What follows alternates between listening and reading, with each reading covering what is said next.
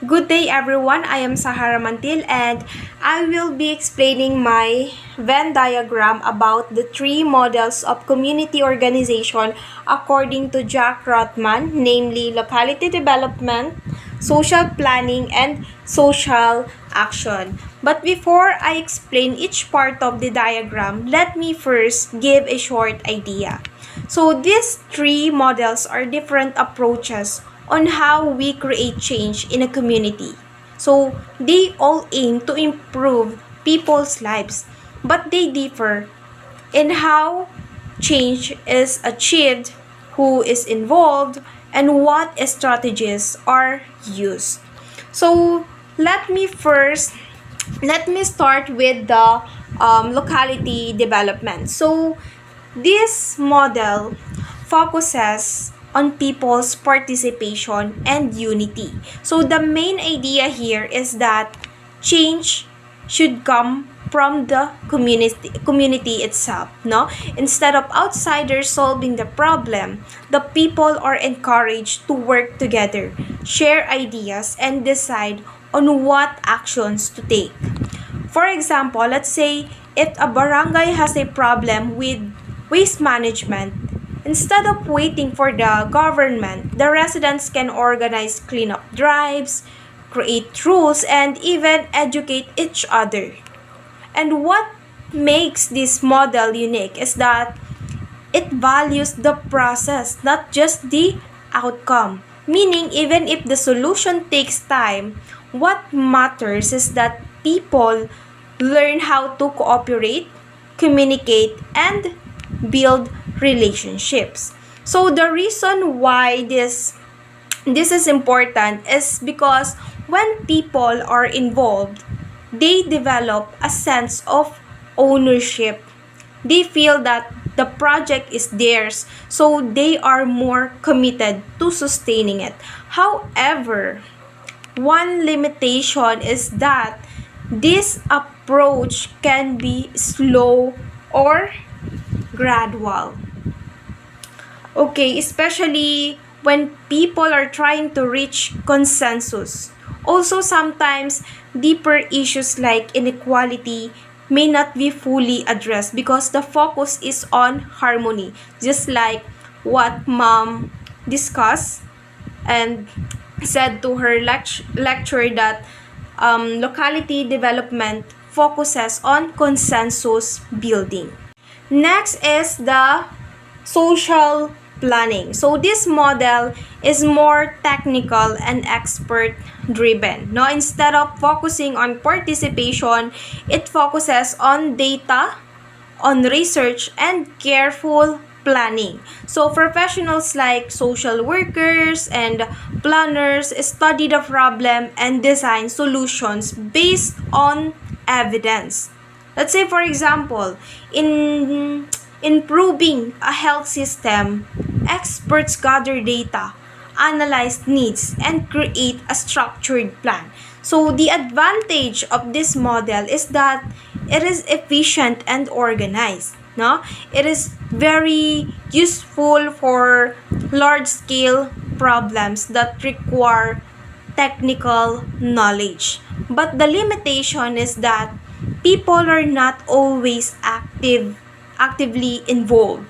So they are often treated as recipients of services rather than participants.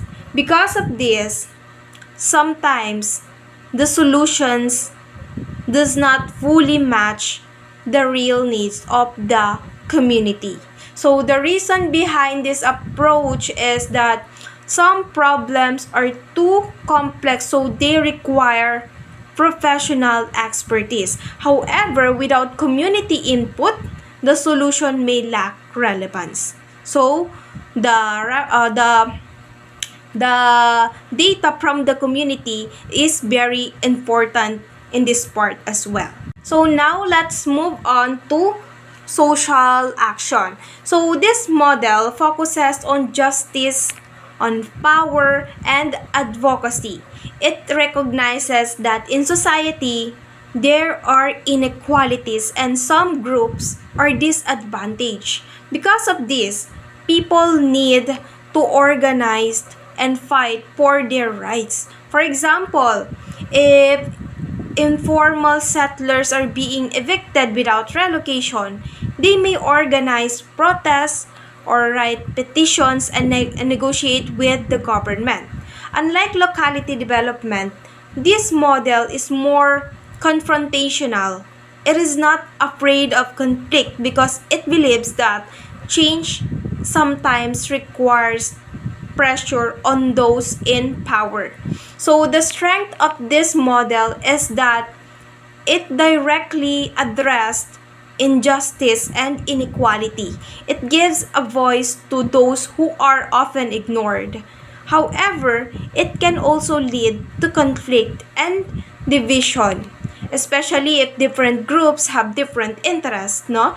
So, the reason why this model exists is because not all problems can be solved through cooperation. Sometimes systems need to be, challenged. Now let's move to the overlapping parts of the Venn diagram.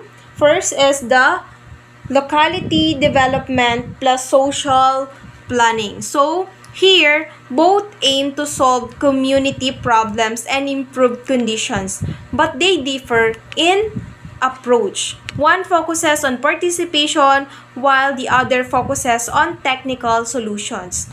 Thus, this shows that combining both can create solutions that are both people-centered and well-planned. Next is the locality development plus social action. So, here, both emphasize active involvement of the people. In both models, people are not passive, they are engaged. So the difference is that one focuses on cooperation while the other focuses on struggle. And this overlap teaches us that people can work together and not only to build their community but also to defend their rights. And the third one or the last one is the social planning plus social action. So here, both deal with large-scale change, especially in systems and policies, no? Social planning uses technical solutions while social action uses advocacy and pressure. This means that real change often needs both expert knowledge and strong public voice. And at the center of the Venn diagram, we see what is common to all three models. So, all of them aim for community improvement and social change. All involve organized efforts to address problems, and all are used by social workers depending on the situation. And this shows that even if the approaches are different, the goal is the same: to create a better and more just society. So, to end my explanation, I would like to share a short reflection. So, these three models taught me that there is no single way to solve community problems. Some situations require cooperation, others require planning, and some require action and resistance. And as a future social worker, inshallah, it is important to be flexible and understand when to use each model, because at the end of the day, what matters most is not the method, but how we can truly respond to the needs of the people. So that's all. Thank you.